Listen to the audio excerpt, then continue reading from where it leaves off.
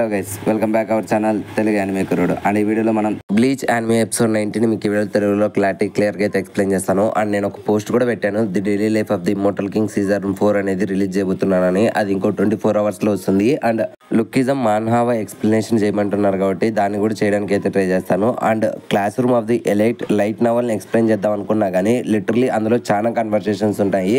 నేను screen shots తీసుకొని మీకు వీడియో పెట్టినా సరే మీకు అంత క్లారిటీగా అర్థం కాదు. ఒకవేళ అర్థం చేసుకుంటాంలే బ్రో పెట్టు అంటే ఖచ్చితంగా ట్రై చేసి ఒక వీడియో అయితే పెడతాను. అండ్ ఆ వీడియోకి వచ్చే రీచ్ని బట్టి ఆ లైట్ నవల్ని ఎక్స్ప్లెయిన్ చేయాలా లేదంటే వదిలేయాలా అని. ఎందుకంటే నెక్స్ట్ ఇయర్లో మాక్సిమం రిలీజ్ అవుతుంది class room of the elite season 4. So కొంచెం వెయిట్ చేస్తే మీకు కొత్త సీజన్ అనేది వస్తుంది. అండ్ దానికి రిప్లేస్ గా full alchemist brotherhood anime explanation చేద్దాం అనుకున్నా. 69 ఎపిసోడ్స్ ఉంటాయి, వర్త్ వాచబుల్. IMDbలో సెకండ్ ప్లేస్. స్టోరీ కూడా చాలా అంటే చాలా బాగుంటుంది. సో మీరు ఎక్స్ప్లెయిన్ చేయమంటే ఆ యానిమేని ఎక్స్ప్లెయిన్ చేస్తాను, లేదంటే ఇగ్నోర్ చేసేస్తాను. మీరే కామెంట్ సెక్షన్ లో చెప్పండి. ఇంకా లేట్ అండ్ లాగ్ లేకుండా వీడియో అనేది స్టార్ట్ చేసుకుందాం. ఇప్పటికే చాలా డిలే అయిపోయింది. ఎపిసోడ్ స్టార్టింగ్ లో మన రుకియా వాళ్ళ బ్రదర్ అయిన కుచికి అక్కడికి వచ్చి, రుకియా ఇంకొక 25 days లో నిన్నైతే ఎగ్జిక్యూట్ చేయబోతున్నారు, నిన్ను జనరల్ గ్రౌండ్స్ దగ్గర అయితే ఎగ్జిక్యూట్ చేయబోతున్నారు అంటాడు. అండ్ ఆ మాటలు విని మన రుకియా పెద్ద షాక్ ఏం కాదు, బట్ పక్కన ఉండే రెంజీ గాడు మాత్రం ఫుల్ షాక్ అవుతారన్నమాట. ఎందుకంటే రుకియా చెప్పింది నిజమే అని. అప్పుడే కుచికి కూడా నీకు నాకు జరిగేది ఇదే లాస్ట్ వర్డ్స్, సో నిన్ను మళ్ళీ నేను ఆ ఎగ్జిక్యూషన్ రోజే జరుపుతాను, ఇంకా నీకు నాకు నమస్తే గుడ్ బై అని చెప్పి మనోడు అక్కడ నుంచి వెళ్ళిపోతాడు. సో దీనంతటిని లైవ్ లో చూసిన మన రెంజీ గాడి ఎలా రియాక్ట్ అవ్వాలో కూడా మనోనికి అయితే అర్థం కదనమాట. అండ్ నెక్స్ట్ సీన్ లో మన ఇచ్చుగో దగ్గరికి అయితే షిఫ్ట్ అవుతుంది. మన ఇచ్చుగో గాడు ఎలాగైనా సరే ఇక్కడ నుంచి బయటపడాలనుకుంటాడు. అండ్ తన చైన్ ఆఫ్ ఫేట్ కూడా కొంచెం కొంచెంగా కట్ అవుతూ ఉంటుంది.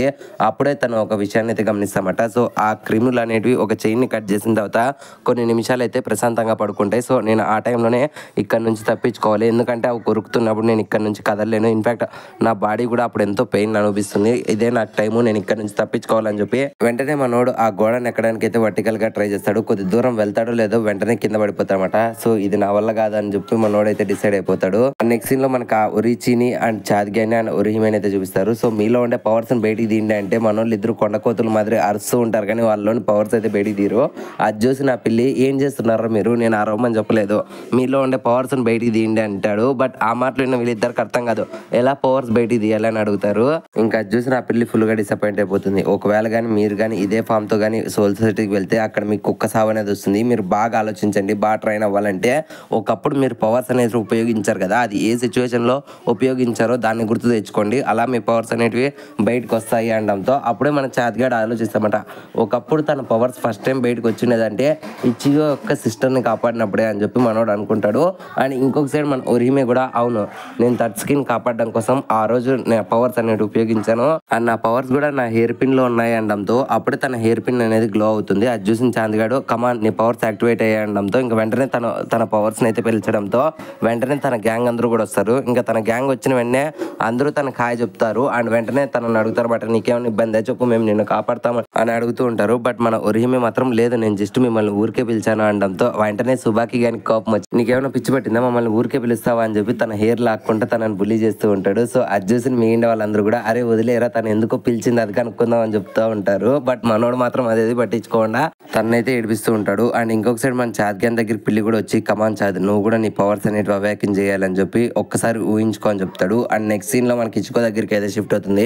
అప్పుడే జింటాగాడు మన ఇచ్చుకోని అడుగుతామంట నీకేమైనా ఆకలి వేస్తుందా అనడంతో అప్పుడే మన ఇచ్చుకోగాడు అని తిట్టి అరే నీకేమైనా పిచ్చి పట్టిందా, నేను సోల్ ఫామ్ లో ఉన్నాను, నాకు ఆకలి వేయలేదు ఏం వేయలేదు, జస్ట్ ఇక్కడ నుంచి ఎలా తప్పించుకోవాలో ఆలోచిస్తున్నాను అనడంతో ఇంకా అది చూసిన జింటాగాడు వెంటనే ఉరాహారాకు చెప్తామంట తనకేం ఆకలి వేయలేదులే, ఇది ఒక గుడ్ సైనే అని చెప్తాడు. బట్ ఉరాహారా మాత్రం సరేలే నేను ఈ యాపిల్స్ తింటూ ఉంటా, ఎప్పుడైతే డజన్ యాపిల్స్ కంప్లీట్ అయిపోతాయో వెంటనే తనకి వెళ్ళి ఫుడ్ పెట్టు అంటాడు. సో అలా మనోడు డజన్ యాపిల్స్ తిన్న వెంటనే జింటాగాడు మన ఇచ్చుకో దగ్గరికి వెళ్ళి సరేలే నీకు ఆకలి వేస్తే ఒకవేళ ఈ ఫ్రూట్స్ అనేవి తిను అని అక్కడ పెడతాడు. సో అది చూసిన మన ఇచ్చుకో కోపం వచ్చి అరే నీకేమైనా పిచ్చి పట్టిందా, నా దగ్గర ఇంకా ఇన్ని చైన్స్ ఉన్నాయి నీకు అర్థం కావడం లేదు, ఇంకా నాకు చాలా టైం ఉంది అనడంతో అప్పుడే జింటాగాడు చెప్తామంట నీకు అర్థం కావడం లేదు ఇచ్చుకో 70 hours ఆల్రెడీ కంప్లీట్ అయిపోయింది, ఇంకా 2 hours మాత్రమే ఉంది, అండ్ ఇప్పుడు నీ దగ్గర ఉండే చైన్స్ అనేటివి అవి ఎలా రియాక్షన్ అవుతాయి నీకు తెలియదు అనడంతో వెంటనే ఆ చైన్స్ అన్ని కూడా ఒక్కటేసారి కట్ అయిపోతాయి అనమాట. అది చూసిన మన ఇచ్చుకోగాడు షాక్ అవుతాడు. అండ్ వెంటనే తన నోట్లో నుంచి చెవుల్లో నుంచి కళ్ళల్లో నుంచి అయితే ఒక ఫామ్ అనేది వస్తుంది, అది ఒక మాస్క్ లా క్రియేట్ చేస్తూ తనను హాలోగా మారుస్తుంది అని చెప్పి మనోడు డిసైడ్ అవుతాడు. అండ్ వెంటనే ఇది చూసిన ఉరురు పాప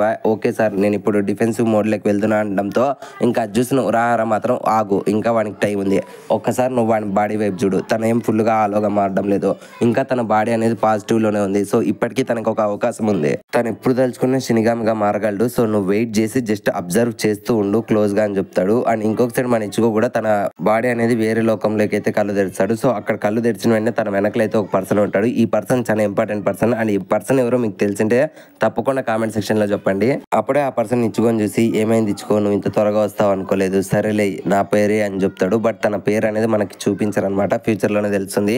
ఇంకా చూసి మన ఇచ్చుకోగాడు కూడా ఏంట్రా నువ్వేం మాట్లాడుతున్నావు నాకు అర్థం కావడం లేదు అనడంతో దానికి ఆ పర్సన్ కూడా ఓ షెట్ నువ్వు ఇంకా నా మాటలు వినలేకున్నావు అంటే అది నా దురదృష్టం అని చెప్పొచ్చు. సరేలే నీ పవర్స్ నువ్వు అవాకం చేయలేకపోతున్నావు కాబట్టి నేను నీకు ఒక విషయం క్లారిటీ చెప్తా చూడు. ఒకప్పుడు నీ షినిగామి పవర్స్ అనేటివి బాగానే ఉన్నాయి, ఐ మీన్ నీ స్పిరిచువల్ ఎనర్జీ అనేది. ఎప్పుడైతే నువ్వు రుకే దగ్గర నుంచి పవర్స్ తీసుకున్నావో అప్పుడు నీ పవర్స్ అనేటివి సీల్ అయి ఉన్నాయి. అండ్ ఎప్పుడైతే ఆ కెప్టెన్ బ్యాకుగా నేను కట్ చేశాడో అండ్ నీకు ఇచ్చిండే రుకియా పవర్స్ అనేటివి చిన్నగా డ్రైన్ అయిపోయి అండ్ కంప్లీట్ గా వెళ్ళిపోయాయి.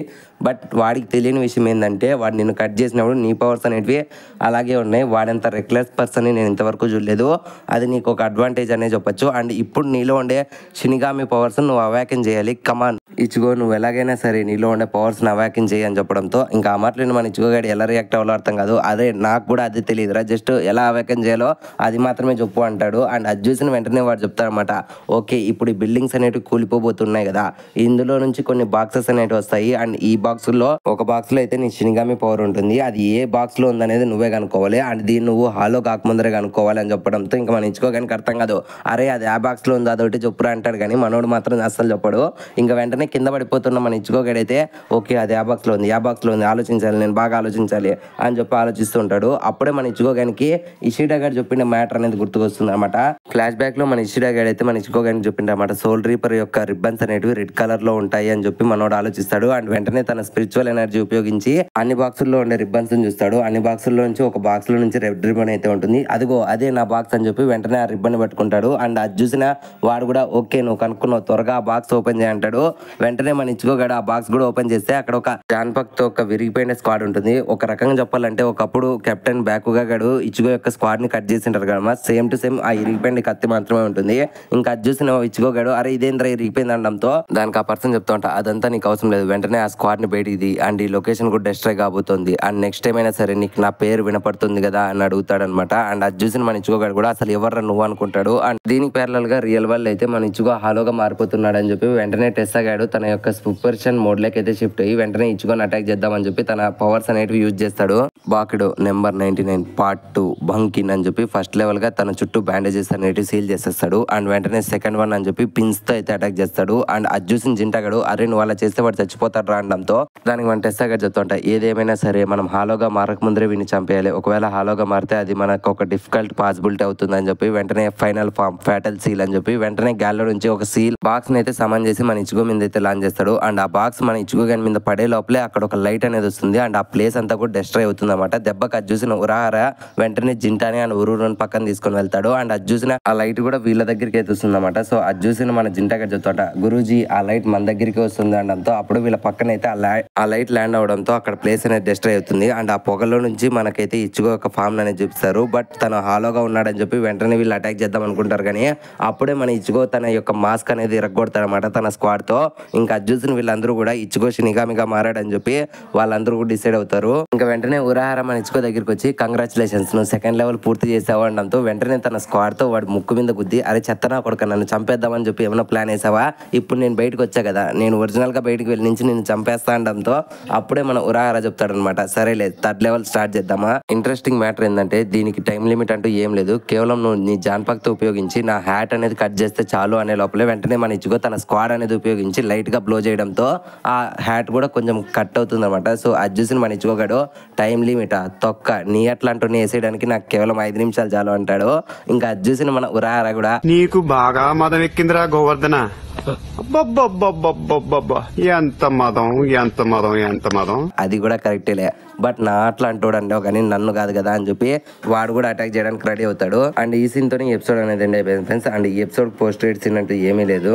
ఐ హోప్ ఈ వీడియో మీకు నచ్చిందని అనుకుంటున్నాను. సో ఈ వీడియో మీకు ఎలా అనిపించింది, నచ్చితే ఒక లైక్ అనేది వేసుకోండి అండ్ నచ్చకుంటే డిస్లైక్ అనేది వేసుకోండి. అండ్ ఈ వీడియో మీకు ఎలా అనిపించిందో తప్పకుండా కామెంట్ సెక్షన్లో మాతో షేర్ చేసుకోండి. అండ్ కామెంట్ సెక్షన్లో మీరు షేర్ చేసుకోండి, ప్రతి ఒక్క కామెంట్ మాకు ఒక ఫీడ్బ్యాక్ అనేది ఇస్తుంది అనమాట. సో డెఫినెట్లీ కామెంట్ చేయడం మర్చిపోకండి. అండ్ ఇప్పటి వరకు మీరు మన ఛానల్ని కంటెంట్ని చూసి మరీ సబ్స్క్రైబ్ చేసుకోకుంటే ఇంకెందుకు వెయిట్ చేస్తున్నారు, ఇప్పుడే మన ఛానల్ సబ్స్క్రైబ్ చేసుకోండి అండ్ గంట సింబల్ని యాక్టివేట్ చేసుకోండి. మళ్ళీ నెక్స్ట్ ఇంకొక యానిమే ఎక్స్ప్లెనేషన్తో మీ ముందుకు వచ్చేస్తాము. Love you me Telugu anime కుర్రోడు.